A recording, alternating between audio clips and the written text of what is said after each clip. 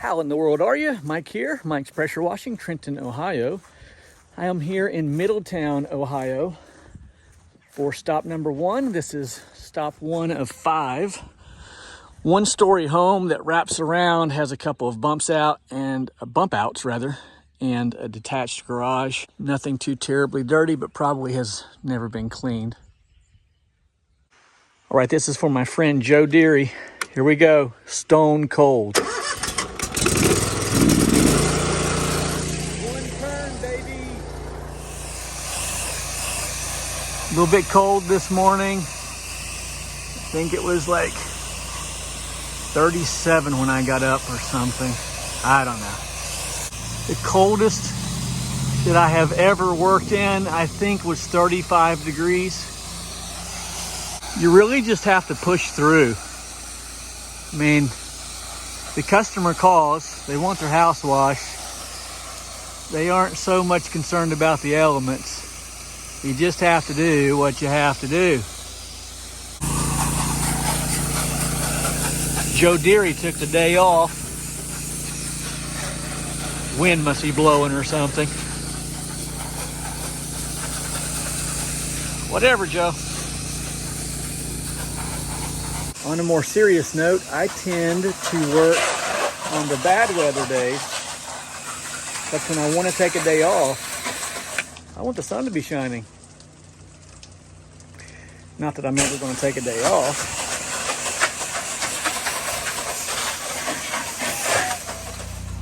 You may be wondering why I wear these long socks.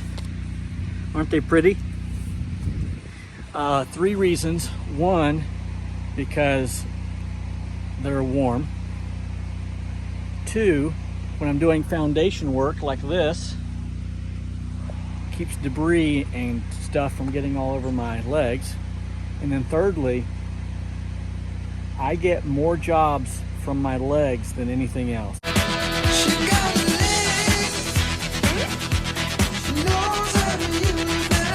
So I want to keep them attractive. Makes sense. Well. What do we have here? Not on my watch, Mr. Rusty Britches.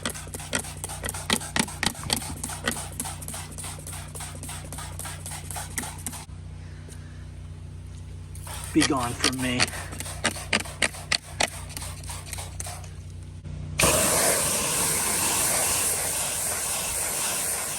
Boom. As their bonus, cleaning up this little concrete area down to the end of the garage.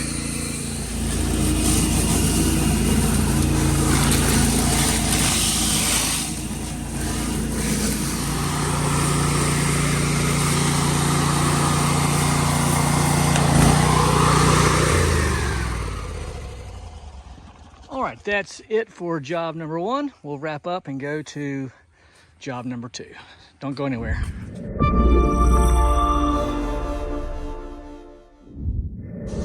Okay, here we are at stop number 2.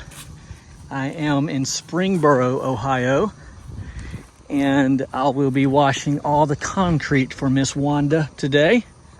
One of our viewers was asking me to explain why I do not do in-person estimates and how that process works. Okay, quite simple. First of all, I have a minimum price. Everyone needs a minimum.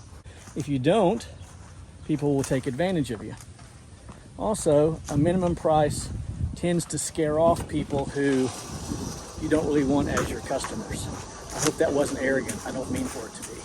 Secondly, I have a standard starting price for both 1-story and 2-story homes. And I will explain that to the homeowner when they call. Wanda, do you have a 1-story home or do you have a 2-story home? And then I give my starting rate. And then I explain to the homeowner that my hope is to keep the price at that starting rate. But if there's any adjustment to the price, it will be minimal. More often than not, that's not in question. And then as it pertains to concrete areas, Of course, I have an app on my phone which allows me to measure concrete, roofs, decks. If everything is in plain sight, then I can measure it. I have a price per square foot for each of those. I send them the price. We're good to go. All right, I'm going to wash and I'm going to give you some before and after pictures. Don't go anywhere.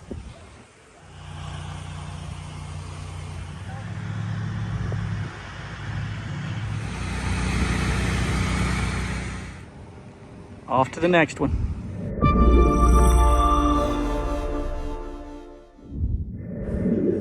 All right, we're here at stop number 3. This is a small one-story home here in Middletown, Ohio.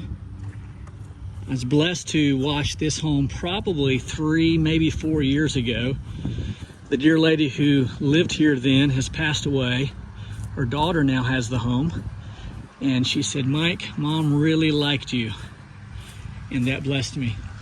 Hey, let's revisit the conversation we had earlier about why I do not do in-person estimates. The reason I do not do in-person estimates is because of time. It just simply takes too long. So if it's going to take an hour to wash this home, or more perhaps, and it's going to take me 20 minutes to get here, that's the same 20 minutes travel time plus all of the time that I'm going to spend talking to the homeowner. And I know about how much it's going to cost to wash a house and about how much time it's going to take to wash a house. So why spend all of that time wasted? I could be spending that time washing. And if I'm going to wash 5 houses a day, I can't spend that same amount of time going to visit those same 5 houses to give estimates. Just not a good idea. I think I'm going to wash this little area here and the bird bath as their freebie. Case in point, the last house that I was at, job number 2, that dear lady was as sweet as could be. She talked for at least 30 minutes. She was lonely.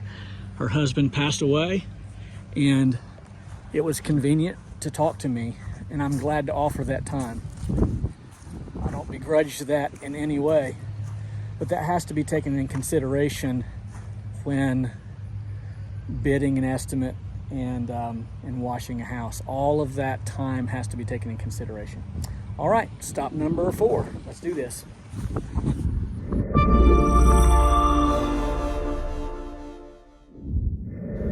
Well, that's just great. Get to the customer's house to wash it and their freaking water spigot's broken.